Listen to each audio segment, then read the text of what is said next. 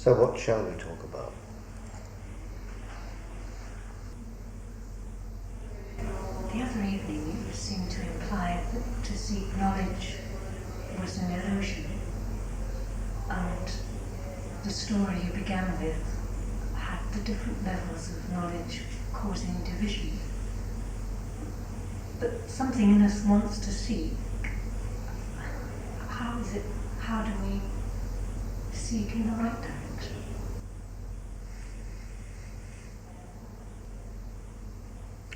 Presumably by seeking, we mean a need to know. A need to know that generates its own patterns of inquiry.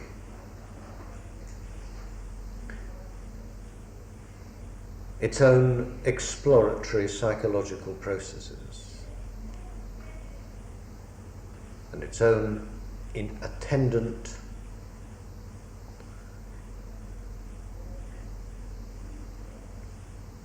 excursions into appropriate areas on the physical and other levels. By seeking, then, we mean making inquiry, needing to know. What do we need to know?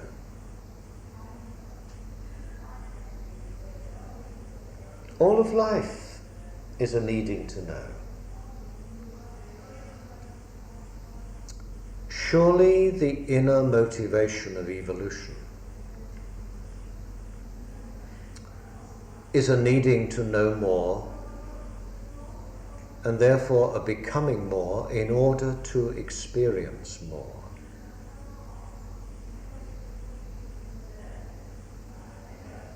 Developing organisms of ever increasing complexity.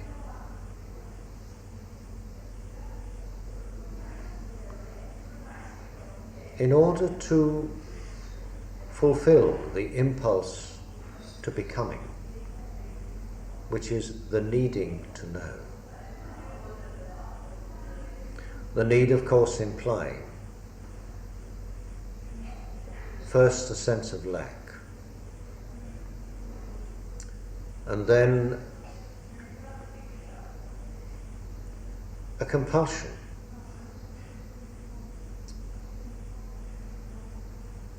to overcome that limitation, to expand into a greater sense of comprehension. All of which means, directly or indirectly, surely, there is a need to grow, a need to know more by becoming more. It's the law of ever becoming that causes evolution to move from the primal amoeba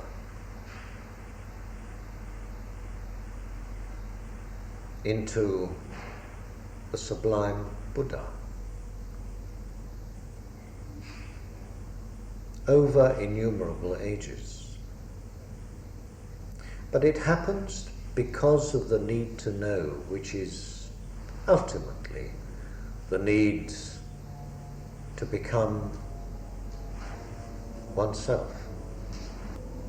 So all the many names and forms are guises that the spirit, in some strange way,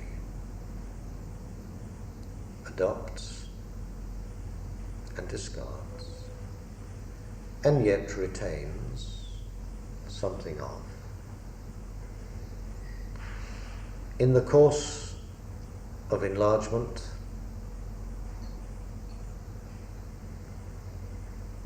expansion into greater life.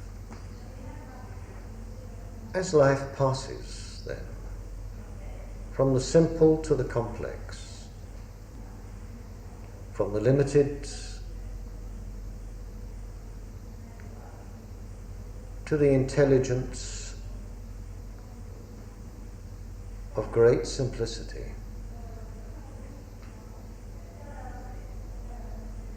But supreme awareness. At the level of humankind, there are many paths, many dangerous waters, many encounters with the elements, within and without,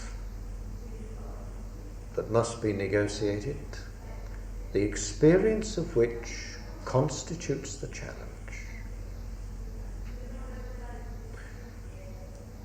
Which is the learning process, which is the education, which is the initiation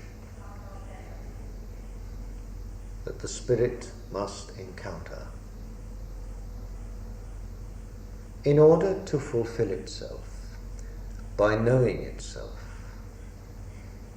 and thereby transcending itself.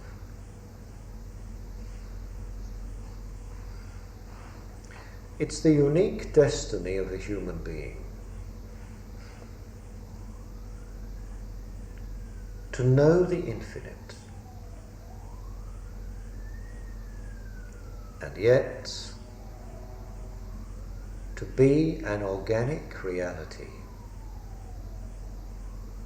in relationship with every other organic thing, through the fact of experience and a shared consciousness, because all are part of the growth of the world, of the consciousness of the world, of the echoes of all the strivings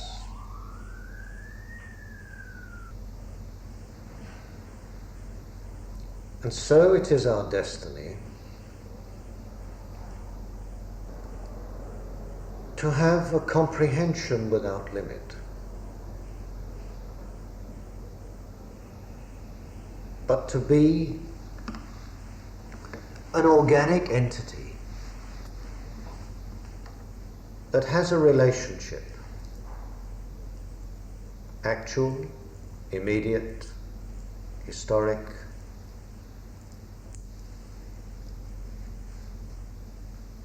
evolutionary, with everything that has gone before.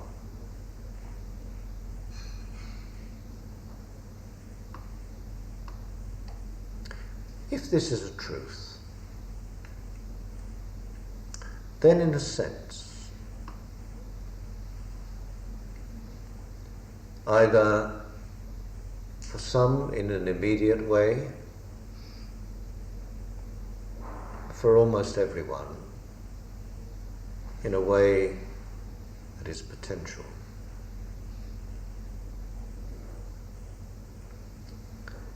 We are the guardians of the planet.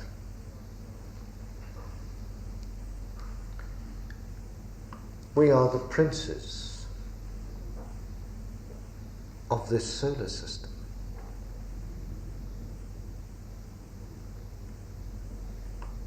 We are the fulfillment of nature's intention, insofar as that intention can be discerned in this age.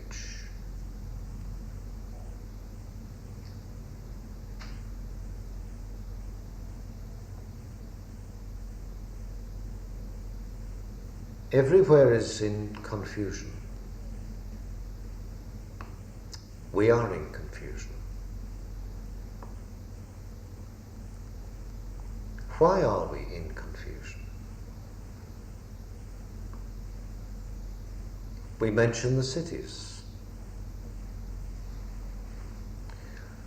Why do the cities contain within themselves the seed of their own destruction, which they do?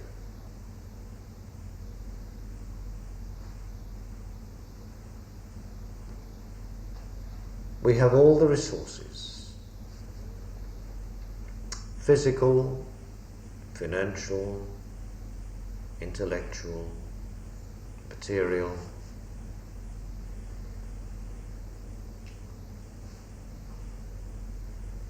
to strive to make life an experience of beauty, fit for humanity to dwell in, fit for children to be exposed to.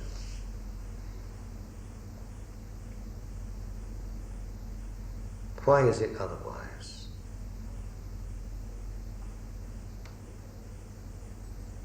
Why are we blinkered? Why are we blind?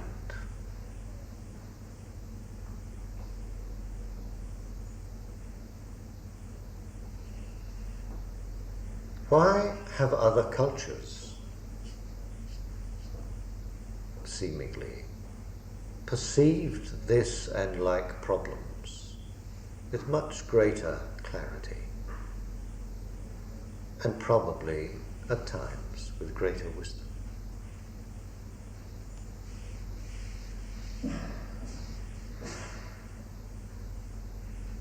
There is an insanity seizing our modern consciousness.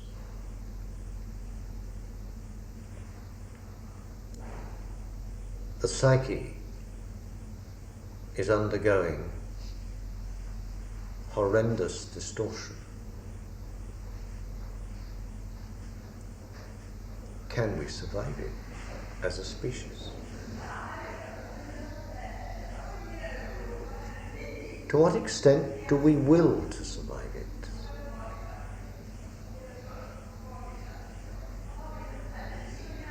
Why are we blind to the need for change?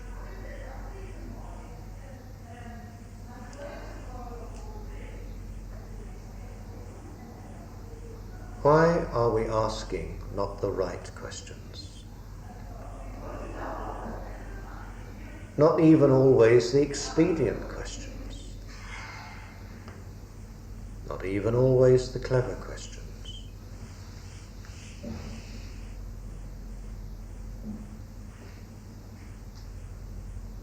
But the questions that generate actions and policies which can only lead to catastrophe. And when it's questioned, when it's challenged,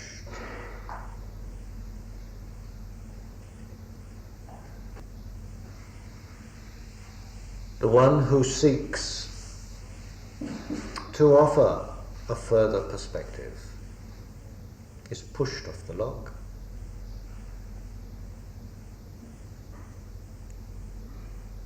So that the folly can continue unabated.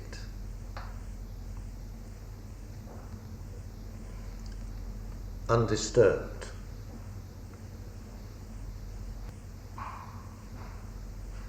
By a wiser witness.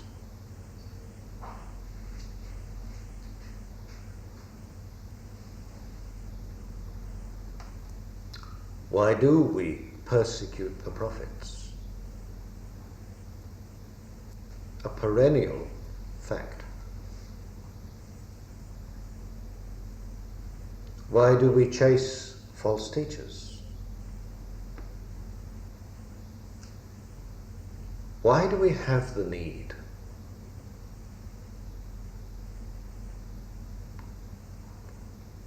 to experience wrong values?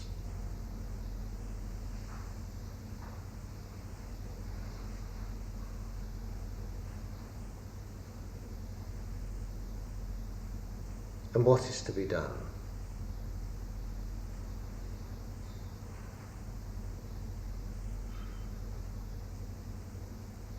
Is there justice? What is justice?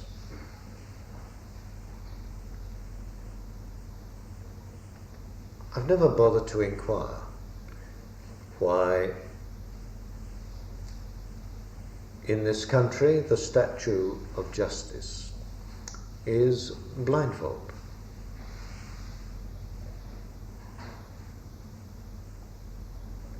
I suppose it indicates impartiality. I wish that could have been indicated in some other way.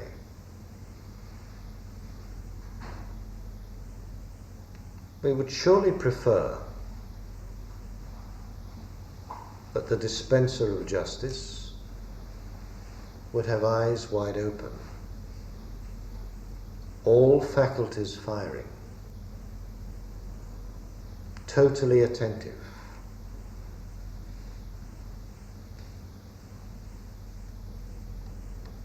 Not only well informed, but well adjusted, well balanced, and therefore capable of realizing the meaning of justice and capable as a human being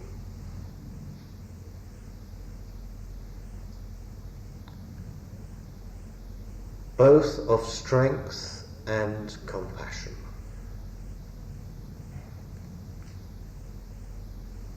These elements should not be mutually exclusive.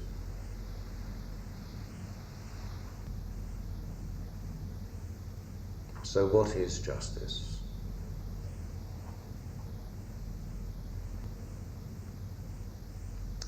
Justice is surely a principle of life itself.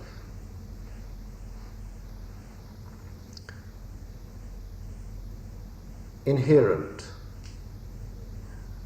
in the unfolding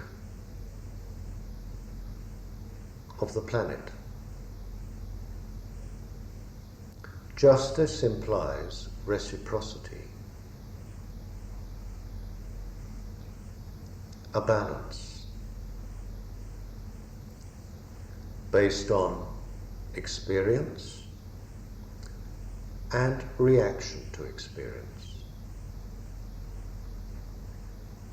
based on action and an evaluation of its consequences.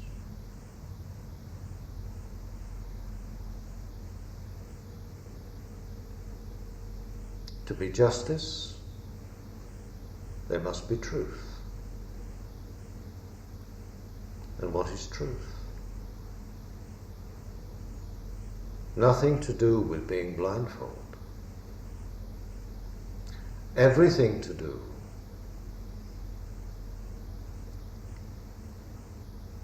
with the full awareness of all our faculties. In life itself,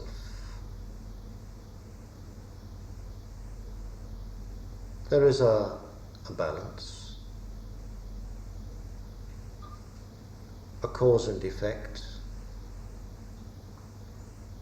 momentum that works on every level.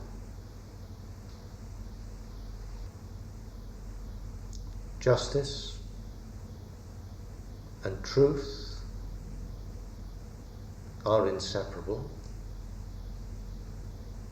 Indeed, justice must be truth, and truth must be justice. Whatever it may mean to those who are legalistic,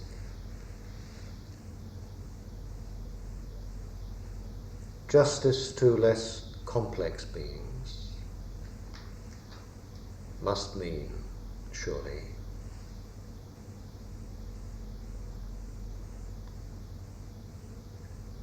a creative intelligence responding, acting, reciprocating, enhancing,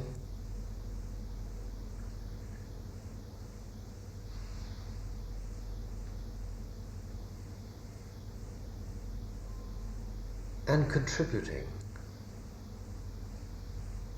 to growth, to intelligence, to the unfolding, individual and collective,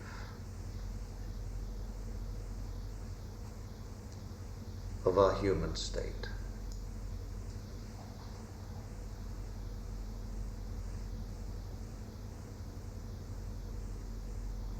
In the deeper sense, justice is not judgment.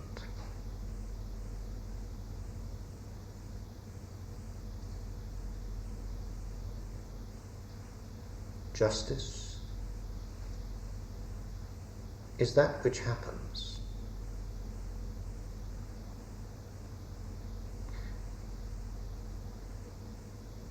when human intelligence encounters itself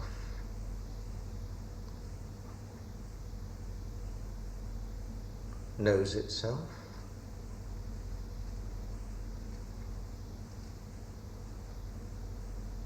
and through the encounter yields up the treasure that is the true knowledge.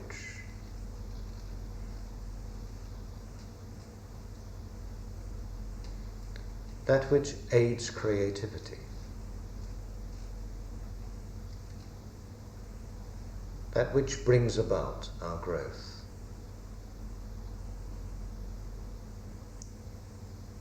Justice and awareness are inseparable.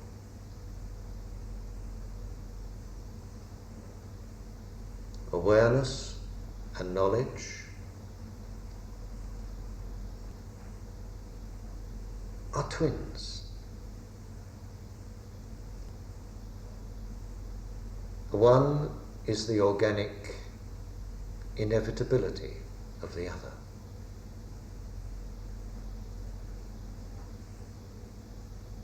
As the human race strives towards a sanity that will also take organic form, collective and individual,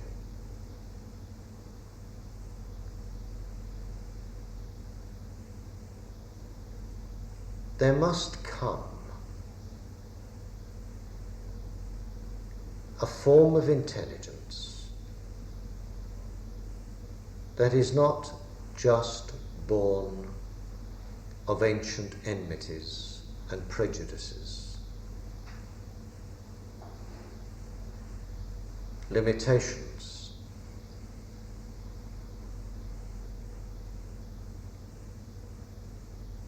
and false judgments.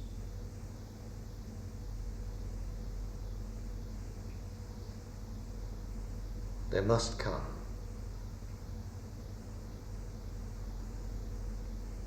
an intelligence that seeks experience without fear, an intelligence that seeks strength only to serve.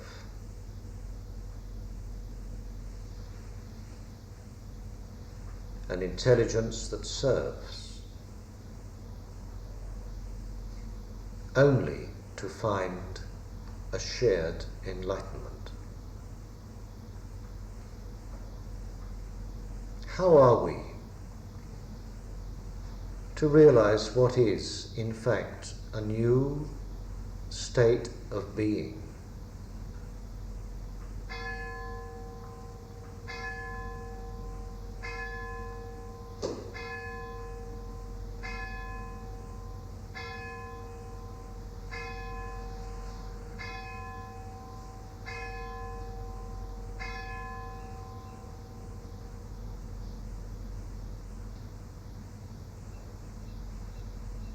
Which necessitates the emergence of virtually a new species.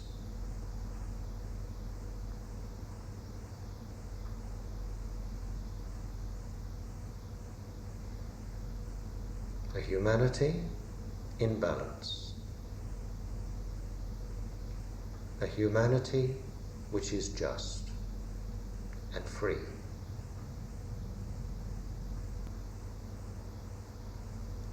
Why does it not happen? Why are we blind? Can justice ever be blind?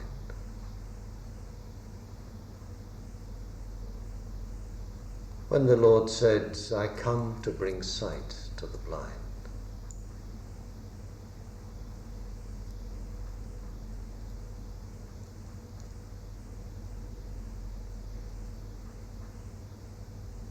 he was surely referring to those whose eyes were yearning to open.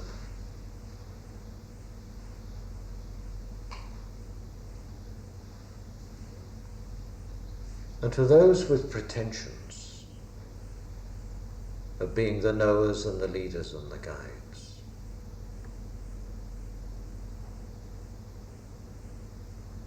He was revealing their own state, their own condition.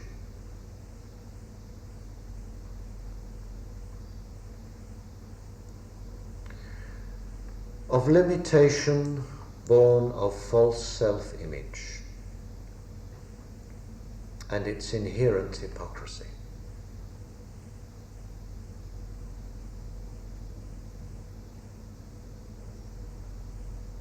Where was the justice in the time of Jesus?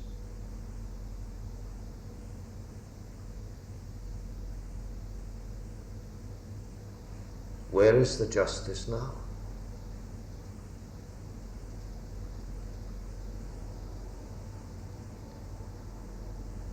Why are we blind?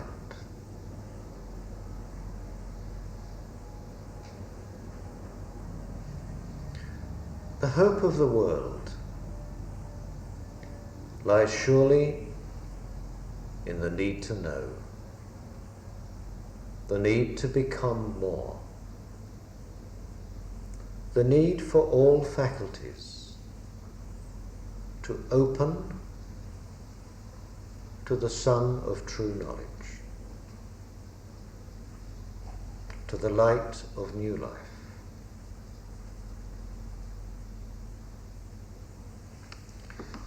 This cannot be planned.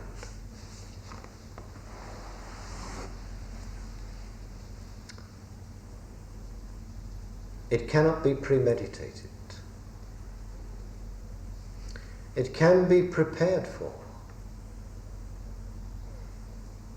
But who can say when the Lord shall suddenly come to his temple?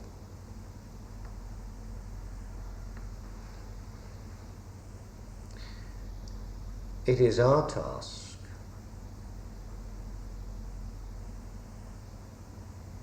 to be aware, to be attuned, to be awake on all levels.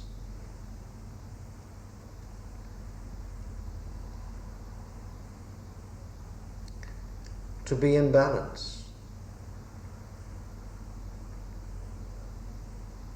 And when we are in balance, when earth, heart and head are one voice and one action,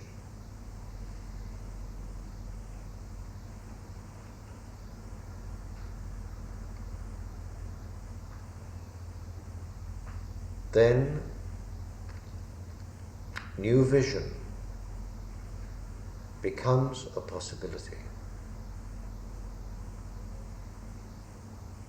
Judgment becomes relevant.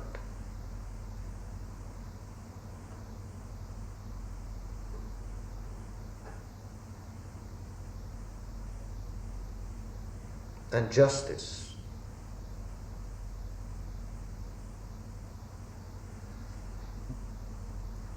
Is the fruit of wholeness.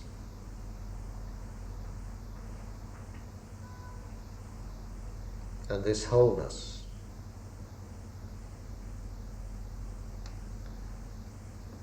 is the benediction of freedom.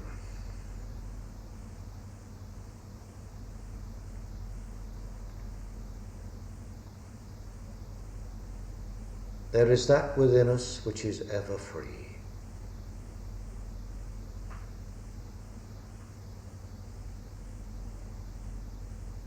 There is that within us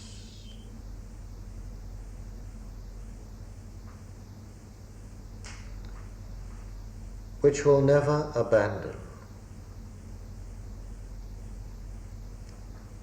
the pygmy aspect of our being.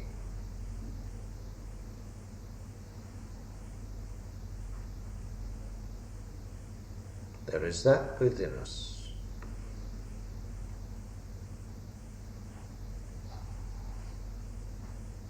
which can solve the insoluble,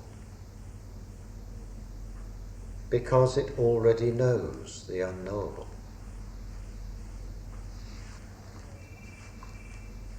And our need is not to conceptualize about evolution, but to become what we already are, in the here and now,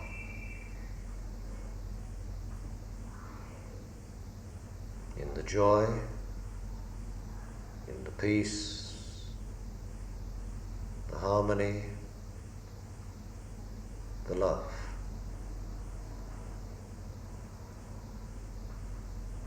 Of that which can come, not in the future.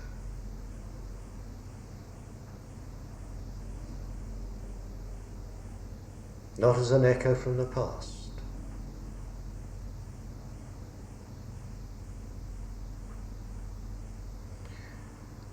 but as the flame of true expression in the instant of now.